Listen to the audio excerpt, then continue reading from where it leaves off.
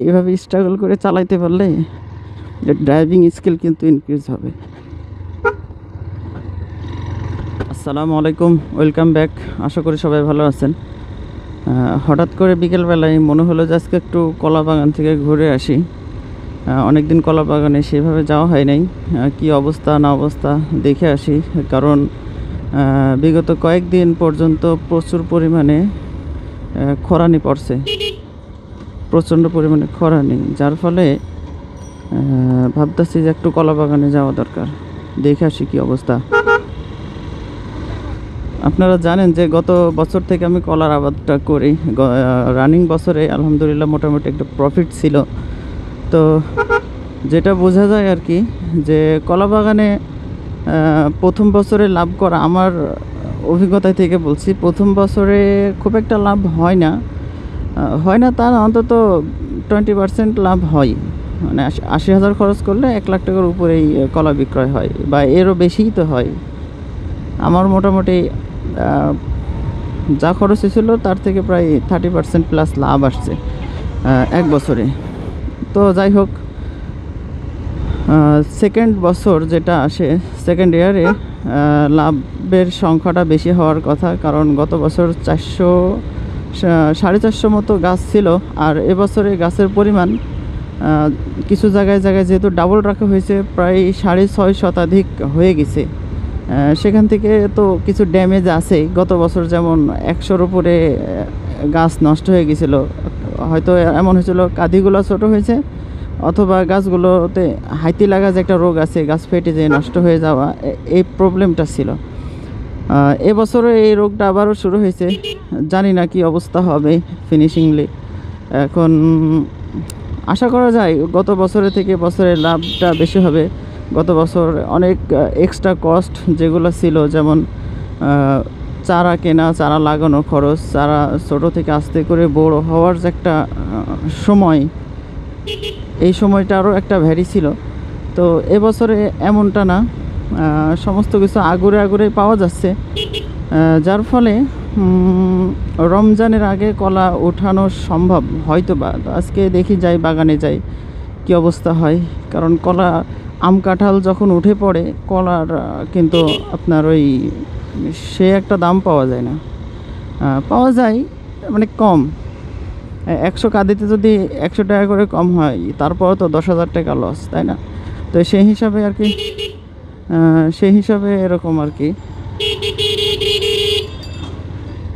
কুচিয়ামারা বাজারে পুরো জ্যাম থাকেই, বাট আজকে একটু কম। যাই হোক, বাজার ঘাটে তো ভদ্রভাবে গাড়ি চালাইলে তো মুশকিল, এই জন্য একটু ভংসং করে আসলাম, ডোন্ট মাইন্ড। তো যেটা বলছিলাম, যে কলা বাগানের দ্বিতীয় বছরে খরচ কম এবং লাভটা বেশি আশা করতেছি হবে তাই, এবং সচরাচর এটা হয়ে থাকে।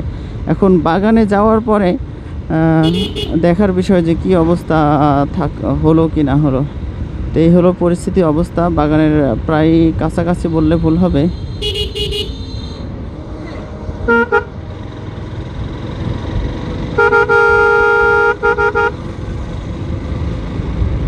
এই অটোগুলো আসলে সাইড দিতে চায় না, এই জন্য আর কি বড় হরেন লাগাইছি। তারপরও তো মানে ওর জায়গা আছে, বাট সাইড দিতে নারাজ।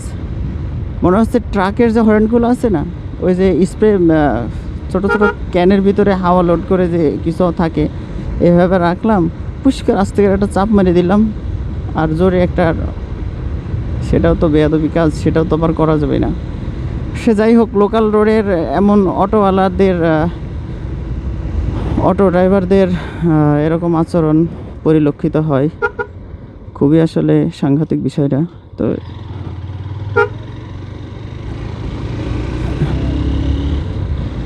লোকালের ভিতর থেকে লোকাল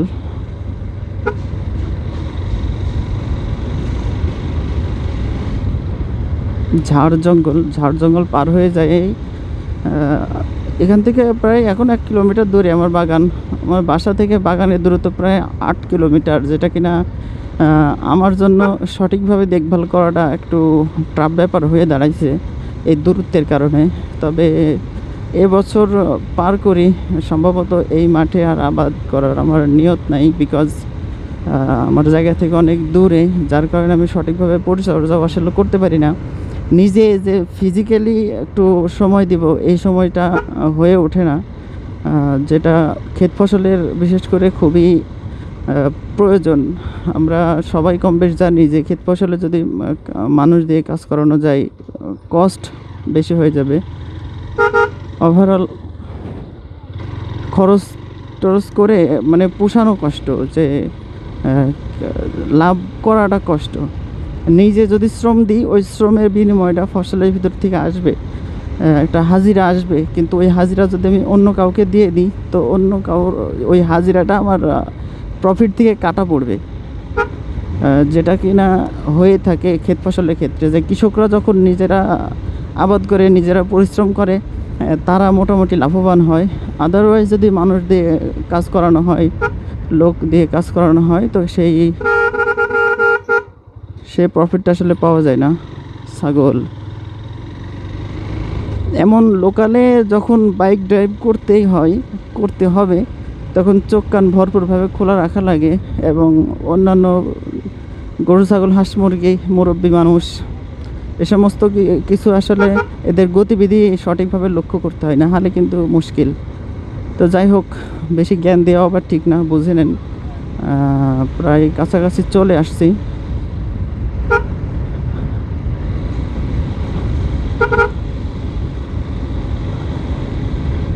এই যে বাম সাইড দিয়ে চলে যাব।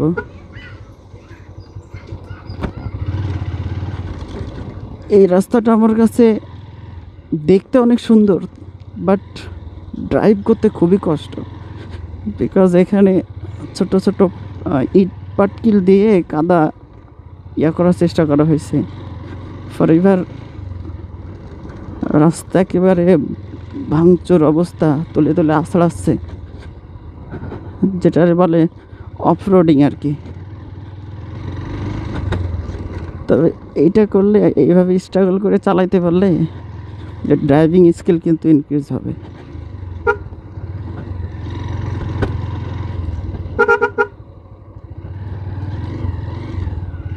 বাবা বাবা,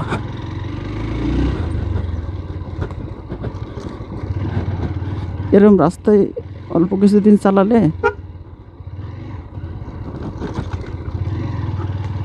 হাত পরিপূর্ণভাবে পুক্ত হয়ে যাবে।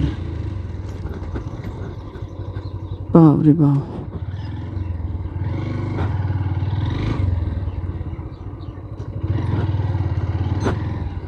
তারপরও মাঠে ঘাটে বনে জঙ্গলে আমি আসলে বাইক নিয়েই চলাফেরা করি।